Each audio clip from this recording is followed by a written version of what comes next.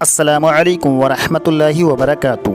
آج کی ویڈیو میں ہم یہ مسئلہ کور کریں گے کہ اگر کسی کو ایک ہی صورت یاد ہو تو وہ اپنی نماز کیسے کمپلیٹ کرے۔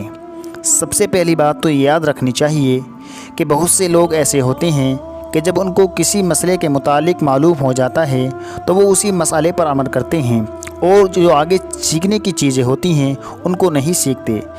جیسے وتر کے اندر اگر کسی کے دعائے قنوت یاد نہیں ہیں تو مسئلہ یہ ہے کہ وہ ربنا آتنا یہ کمپلیٹ کر لے تو بھی اس کی وتر کی نماز ہو جائے گی، یا وہ اللہم اغفر لی پڑھ لے تو بھی اس کی وتر کی نماز ہو جائے گی۔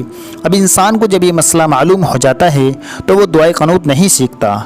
تو سب سے پہلی بات تو یہ یاد رکھنی چاہیے کہ انسان کو رخصت اور سہولت اس وجہ سے دی جاتی ہے تاکہ وہ یہ بھی پڑھتا رہے اور جو اصل پڑھنے کی چیز ہے وہ بھی اس کے یاد ہو جائے، لیکن انسان اصل چیز کو یاد نہیں کرتا، صرف فتوے اور مسئلے پر عمل کرنا شروع کر دیتا ہے۔ تو ایسا نہیں ہونا چاہیے۔ تو سوال یہ تھا کہ اگر کسی کے ایک ہی صورت یاد ہو تو وہ اپنی نماز کیسے کمپلیٹ کرے۔ دیکھیے، سب سے پہلی بات یہ یاد رکھنی چاہیے کہ ہر مسلمان کو کم از کم 4 صورتیں ضرور یاد ہونی چاہیے تاکہ وہ اپنی نماز کمپلیٹ کر لے۔